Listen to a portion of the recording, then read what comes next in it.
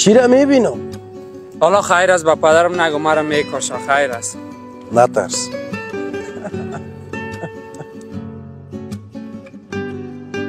سلام کاکا قدوس. علیکم سلام جان کاکاش.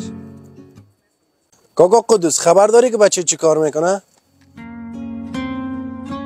کاکا بچه سیگار میکشه. پدر دروغ میگه، به خاطر که ملت بخوره می کارو میکنه. ما شاهد دارم. زنگ بزنم بچه کاکا مراده. جان کاکاش، تو هنوز سیگار کشیدن بچه من دیدی؟ نه ما تا هنوز ندیدیم.